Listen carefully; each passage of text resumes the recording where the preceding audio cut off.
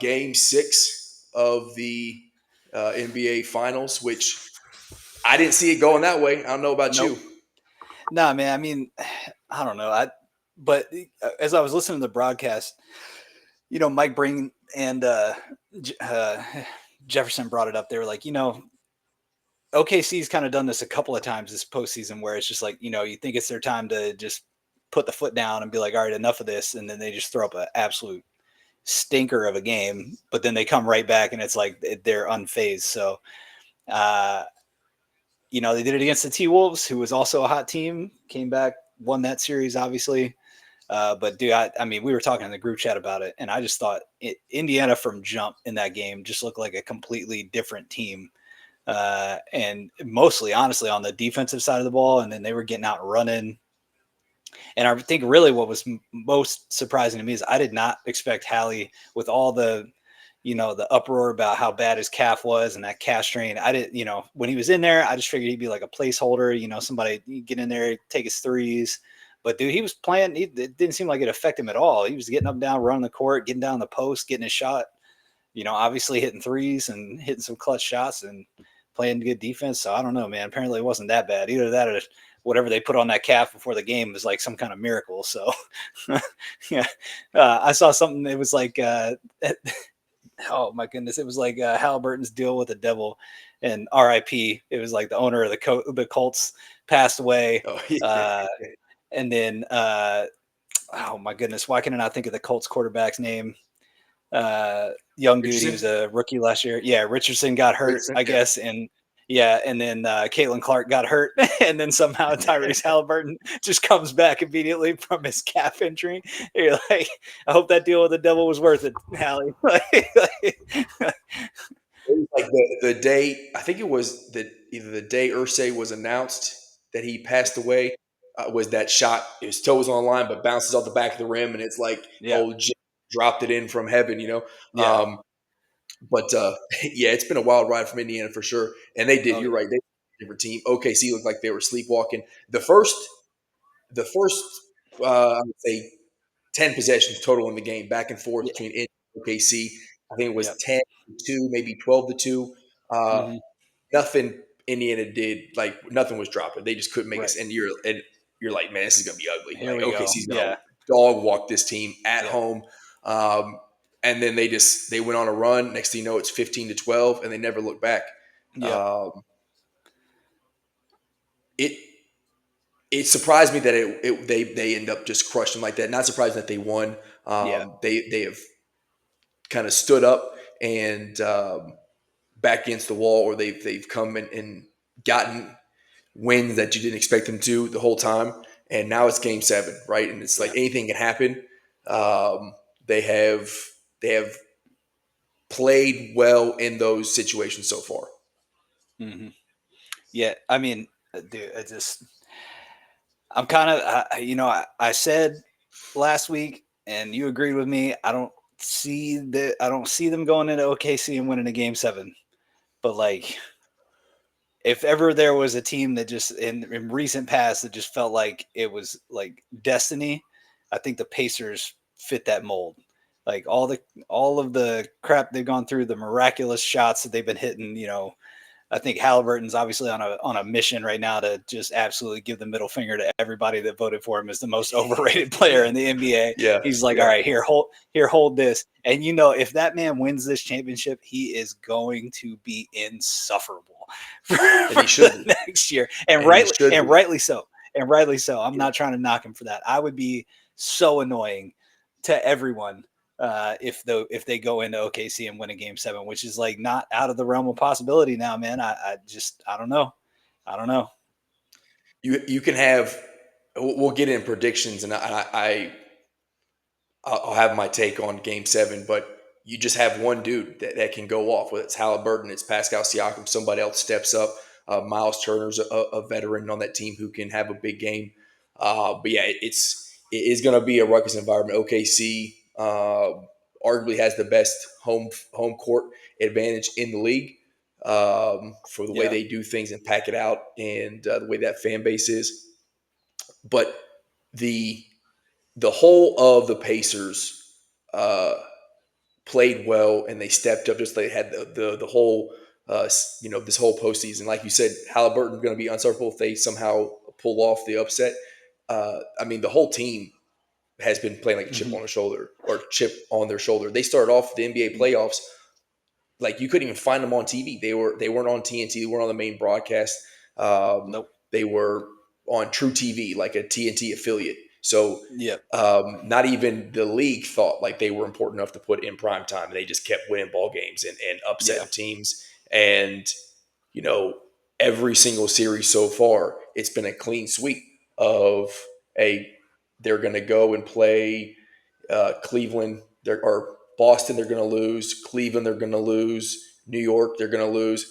And finally, some people, I think Udonis Haslem picked them to win the series, but for the most part, including the two of us picked OKC. T picked Indiana, and now we're going to see what it comes down to. If you would have told me in that game Tyrese Halliburton has 14 points, even with the injury, I think they probably end up losing.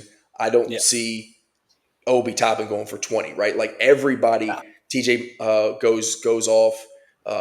Every person that had to, supplemental player that had to step up had a massive game. Yeah. My buddy Cash that I played college ball with has been on a tirade for like the last month in the group chat that we got going about how bad the Knicks trade was when they traded for Mikal Bridges. And every time Obi Toppin has a big game, he's just like, I told you, like, this is a terrible trade. Like, you're just like, oh man. So if the Pacers win, we're never going to hear the end of that one either. It's like, granted, that trade was a little ridiculous. You leveraged your future on a player that is like a friggin' 6 man on a Phoenix team that made it somewhat deep in the playoffs. And it's just like, that doesn't really make that much sense to me either. But dude, Obi's been stepping up, and then really Pascal Siakam, dude. And who really impressed me was Miles Turner and how he just absolutely bullied Chet Holmgren for 4 quarters worth of basketball. like let's talk about it. Let's talk about it. Oh my goodness. So T's not here to defend Chet. No, he's not. like he's Chet not. Truther on the show. So we'll have to let him have his shine when he's back with us. Yeah. I don't understand the Chet Holmgren hype. I don't get it. Like, I understand he's a skilled big man. He's 7'12". Like he's massive, tall, but he's big wingspan, light in the ass. And if I understand in the regular season, he can be a matchup nightmare because, like you said, long wingspan. He's a stretch 4. He can put dudes in a bind. But you consistently saw in a 7-game series throughout the playoffs, especially this one, if you have a big who can play the 4 or the 5, like a Miles Turner, who's decently athletic, who can move the feet. Yeah, Chet Holmgren can't play with that dude. Like, it's going to be, or you're going to, and you always try to put a big man in a mismatch, pick and roll, try to, put your point guard or a guard on a big. But, like, it doesn't matter where he is on the floor. It's a vulnerability for OKC. Yeah. And I think if Daggs tries to ride Chet Holmgren in Game 7, you increase the likelihood of a Pacers upset, like, substantially. Yeah, again, not trying to discredit the dude's skill set. Like, obviously, it's a very unique skill set. Can shoot the ball, has good footwork in the post. But if you got a dude that is solid defensively in the post, who's also outweighing you by 50 pounds. And every time you try to get down there, like, he's just bodying you left and right. Like, Chet can't get in there and be a physical big man. Like, he's got good footwork on the defensive end. I do like the way he plays because I think his timing, shot blocking wise, is very good, which leads to a lot of blocks. And he's obviously got that long ass wingspan, so he knows how to play in space, especially defensively. But like you're saying, if you're trying to ride him for points in the paint, like that ain't it. Like, you need to get him out in space, give him opportunities to be able to use his athleticism, because he's not going to be down there playing like a traditional big man. And it was just every time he got the ball, Miles Turner was just wrapped on this dude like a blanket. It was not working out well for him at all. And even you mentioned like his ability to shoot the ball, which I think regular season he was like a 40% 3-point shooter, which is pretty good. But in Yeah, the postseason, he hasn't been great. and they This shot series, I terribly think as a he's team last night or the yeah. other night too. But I think he's 30% Yeah, for this series yeah, from three. And then even when he gets a look and try to take a three, you saw Miles, sent one on him, where like he seems to be playing in slow motion, mhm, comparative to, like you said, what his skill set is. And I think yep, it's because he's rattled, he's getting beat up, he's getting bodied. That's just not the kind of player that he is. Like he yep, doesn't seem to want that physicality. But like you also just mentioned, it's not just one side of the ball. Like I'm talking about his offensively, he's not been able to produce, but he yeah, is averaging like 8 rebounds a game. He is yep, averaging 12 blocks a game. Like he's yep, definitely able to use his abilities on that side of the floor. But he's got to give you 10, 12 points in a yeah, game at yep, least yeah. if he's going to be out there. I gotta go look at what his plus minus was the last game because it had to have been absolutely terrible. Let's see. Yeah, I'm about to pull up his stats real quick because that yeah, if all he's giving you is like, and again here, just as I'm pulling this up, he was the leading rebounder on their team with 6 rebounds. Like oh, yeah, that also ain't good. Granted, like they no, were kind of shooting the lights out, but you can't be getting out rebounded like that. Let's see. Oh my goodness, dude, Jalen Williams was a minus 40. Whew, that's rough. Chet actually was the best of the 4 starters at a minus 11. Uh, yeah. And when you so get blown out like that, everybody's yeah, plus minus is probably going to be like yeah, skewed terrible. yeah, minus 40. That's pretty rough. But yeah, I mean, dude, yikes, that's a big yikes. But yeah, like you're saying, he's got to come out and give you, 15 points on the offense at a minimum. Like otherwise, they're just going to pack down the lane like they were. And when they go cold from 3-point, like really, and they can pack in the lane like that, like we know Shai's going to get his points. It just is what it is. The dude, nobody's been able to stop him all year long. He's going to get his, but when they make him one dimensional, if they can do that again in Game 7, they can make them one dimensional and they get him to miss a couple of shots. Like I really feel like it's going to go the Pacers' way. Will that happen? I don't know. I don't see them being as cold shooting as they were with the tight rims on the road there. Yeah, I think if we'll just get into the what we think how Game 7 is going to look. I think you either got to put Chet at the 5 and just spread the floor out, and put Hardstein, and kind of sub him in. You don't start him, or you put Hardstein at the 5 and you play, with him in the middle of the paint, and then you kind of play 4 out around that and give Yeah. Casey Wallace the start or something like that. But Yeah. I agree with you on that. Yeah. 7.5 points is the spread, I think. Last time I looked, Ooh. which is still pretty big now it's down to 6.5 Six and a according half. Yeah. to Yeah. ESPN Bet. Yeah. So a little better.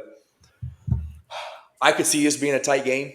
I could see the nerves coming out. Both teams now, like OKC had a little bit of a leeway last game, so you could see that they didn't have the urgency that the Pacers did. Now both teams are gonna play with tight assholes as they play this. They know if the loser ain't all this for naught. Like you're second place and you don't have a trophy. And all you did was put extra miles on the tires in a long postseason run.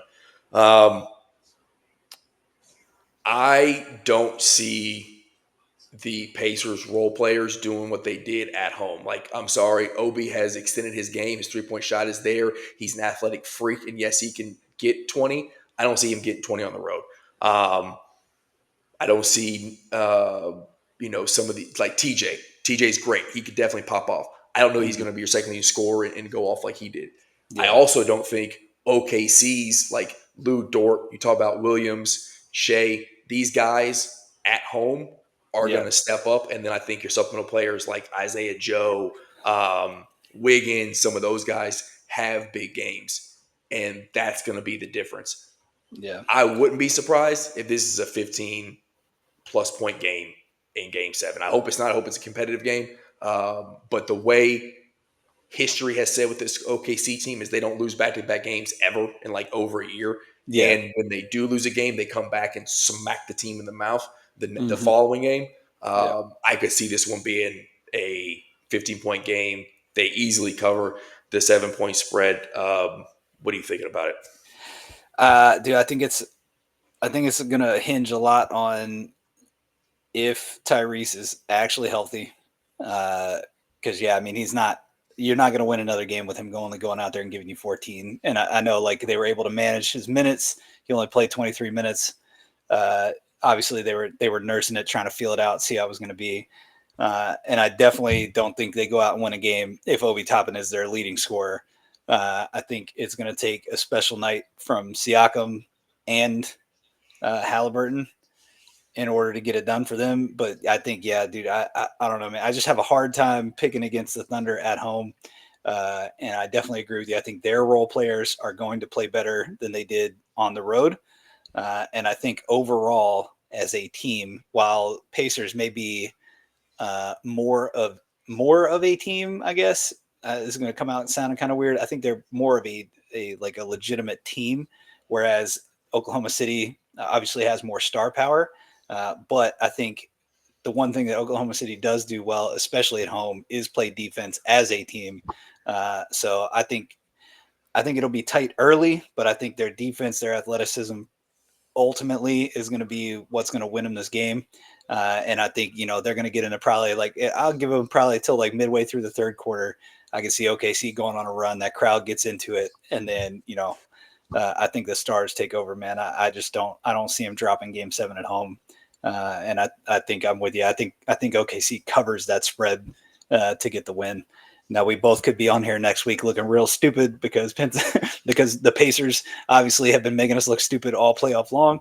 But yeah, man, Yep. I just don't see how you hold down that lineup again. And I think Dort honestly is another key component there. I think you got to get him on Hallie and be physical with him to try to make him show whether or not he's actually going to be healthy. And I think if you lock him down and you force them into having to play ball with Siakam and then hoping that, one of the role players, whether it be TJ or whether it be Obi, steps up and tries to win the game for him, that's just not a recipe for success for Indiana over and over again. So, yeah, man, I think they get it done. I think they cover at home. And get that title at OKC that KD could never get, but hey. Well, so I was going to ask you about that. Does Dort, if Halliburton is injured, and typically he has had big games, but not necessarily scoring the ball, assisting the ball. Like Yeah, he had the 20-point triple double, no turnovers. Like can have those yeah, games, and the stats say if Halliburton gets 20 and 10, they're winning the game. yeah, But really, the score, like the dude who's going to have the rock in his hands lately, has been Siakam. yeah. Do you put Dort on Siakam and try to lock him down and say, hey, Halliburton is compromised, so we can put a lesser defender on him and Yeah, just try to contain him? Because if Siakam gets 15 and Halliburton gets 15, you probably roll out of that game with a win, right? If yeah, Hallie gets 15 and Siakam has 30, now that's a ball game that you might lose. yeah. I mean, I think honestly, I mean, you could, right? Like Dort's one of the best man-on-man defenders in the league. Period. Um, I also think that I think Chet matches up better with Siakam than he matches up with Turner. Because Siakam, while he is like he's still got a size advantage, at least weight wise, on Chet, and like he's obviously a more mature player. He's better in the post, I would argue. But I think I don't know if you necessarily pull Dort off and put him on Siakam, but I definitely think you spell him out every now and then, especially they get on a run, you need to lock them down. I don't hate that idea. Um, at 6'4", what is Siakam like? He's got to be like 6'10" or something like that, right? He's Uh, yeah. so, I guess 6'8". I guess he's just long. He's a long dude. Yeah. But yeah, I mean, I don't hate the idea of it, but I mean, Buddy's also 245, so Yeah. he's a big boy. But yeah, Yeah. man, It's big. I think again, I think they have the better team defense overall. Uh, So I think if you test it out early and it's clear that Halliburton is not 100% and is not necessarily the one you need to be worried about, then maybe you look at that. Yeah. Um, the other piece of this kind of last part of the Game 7 preview, there was a lot of energy by the Pacers in that Game 6. I just Yeah, wouldn't be surprised if they show up in Game 7. It's just kind of like, a little bit of a they letdown. blew that. Yeah, they blew that load a little early in Game 6 just to get them to Game 7. And they just don't have the Yeah, legs underneath them. But um, it's just I am confident OKC is going to win, yeah, except I'm not confident because every time yeah, the Pacers have no chance, they sit there and they do something crazy. yep, Um, uh, if OKC gets up 20, like we said, and if they even think about letting the foot off the brake or off the gas, I mean, it's just like this team can come back, yeah. and We've it seen it. wouldn't. We've already seen it in the Yeah, series. yeah. As much as we're confident in OKC, it just we would come on here next week not surprised if all of a sudden it was a 20-point game in the fourth quarter and the Yeah, Pacers somehow come and win, right? yeah, It was kind of funny too. I was watching some stuff online. All of the Pacer staff, so like the man, like all the staff, from people who work concessions to like their PR folks, everybody had to rehearse the night before of walking Larry O'Brien through the guest locker room onto the court like multiple times so they would get it right. And they were saying like even the Pacers staff like yeah, inside Gamebridge was pissed off. They're just assuming that we're yeah, gonna lose, and like yeah, the players got pissed. So that was kind of a cool story. Like everybody rallied, even the yeah, people who work there. yeah, The dude selling hot dogs is like, okay, you want to doubt us? Let's go get a W. yeah. Um, We've seen trophy walks go poorly before. yeah. we've seen that turn out poorly. Oh Oh man, man, that that's Ray funny. Allen shot with the trophy right behind them essentially when Oh they Lord, were to beat the Spurs. That was a just hell of a game. dude, that yeah, man, talk. Oof, yeah, Well, I don't see that happening again. no. Yeah, Well, we both got OKC. I don't think we had the same kind of pull as some of the ESPN or NBA TV announcers. But if there is a jinx on the show, we both swept it. And T's yep, not here to pick Indiana, yep, so yeah, we might have just doomed OKC. But yeah, I think they yeah. cover. Either way, shout out to the Pacers for giving us one Hell yeah, more game. Like we for needed giving us this. a We needed just one more thing to look forward yeah to. great series, dude. I did not see it being this good of a series, but yeah, absolutely like phenomenal series to this point. So All right, so now transition to college ball. It yep. was the official